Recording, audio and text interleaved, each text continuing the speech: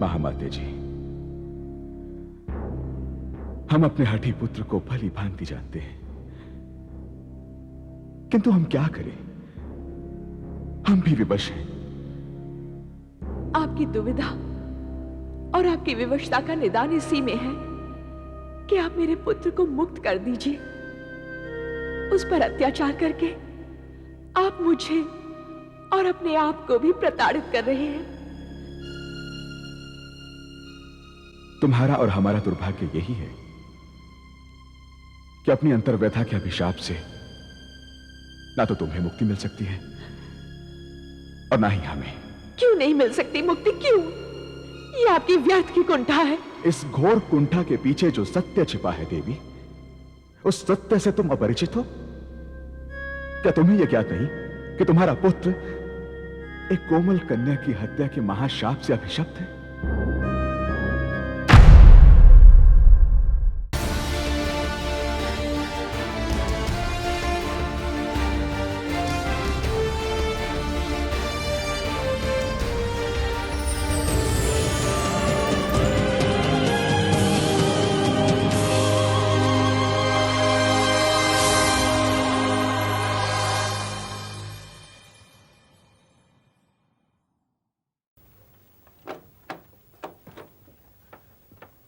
यहाँ आकर बैठे हो?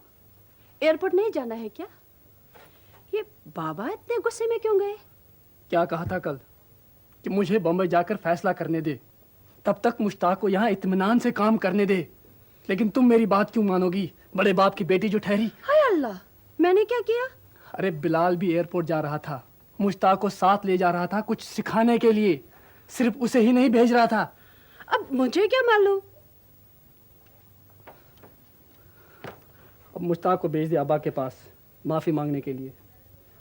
और सुन, जब तक मैं बॉम्बे से वापस नहीं आता तब तक यहाँ कोई झगड़ा नहीं होना चाहिए।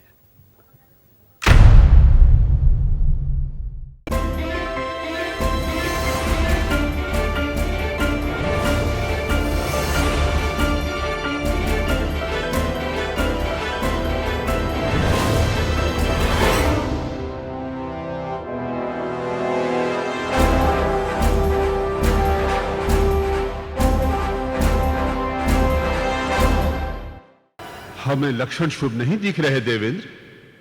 8 सिद्धि 9 निधि महिषासुर की क्रीत दासियां बन गई हैं। ब्रह्मा जी के वरदान ने उसकी महत्वाकांक्षा को उच्चतम शिखर पर पहुंचा दिया है।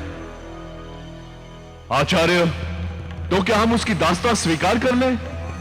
देवलोक का गौरव उसके चरणों में डाल दें? हमारा तात्पर्य यह नहीं है देवेश। विजयोन्माद में उन्मत्त महिषासुर चुप नहीं बैठेगा, वह देवलोक पर चढ़ाई अवश्य करेगा।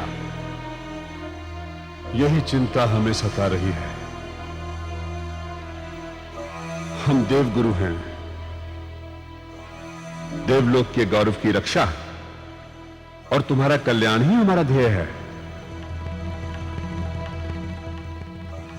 असुर गुरु शुक्राचार्य की मंत्रणा से दैत्य और भी बलशाली बन गए हैं, किंतु हम भी चुप नहीं बैठेंगे।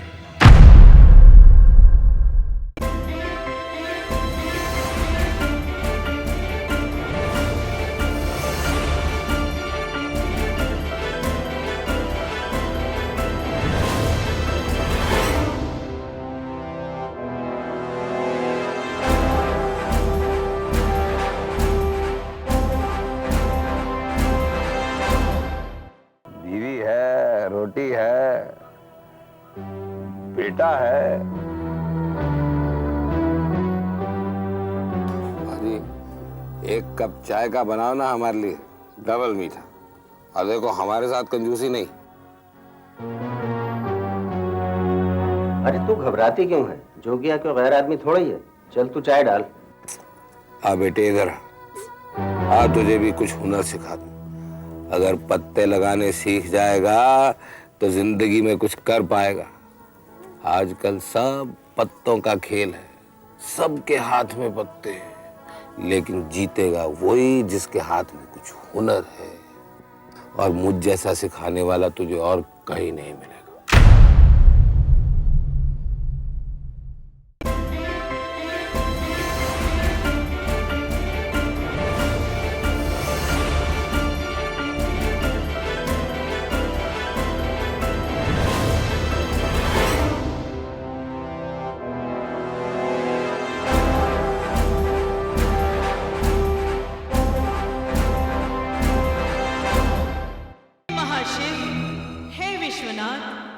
इस त्रिभुवन में आपके जैसा कोई योगेश्वर नहीं जो ऐसी महान प्रतिज्ञा कर सके। आप धन्य हैं। हे देवों के देव महादेव, आपकी जितनी वंदना की जाए उतनी कम है। आप महान हैं। हे प्राणनाथ, ये रहस्यमय आकाशवाणी क्यों हुई? सच सच कहिए, आपने ऐसी कौन सी महान प्रतिज्ञा कह डाली जिसका मुझे ज्ञान नहीं? हे स्वामी, मुझे ऐसा आभास हो रहा है कि आपके समझाने के पश्चात भी मैंने आपके आराध्य की परीक्षा ली और इसी कारण आपने मेरे प्रति कोई कठोर निर्णय ले लिया है। हे देवी, निर्णय तो लिया है, परंतु वो व्यक्तिगत है, निजी है।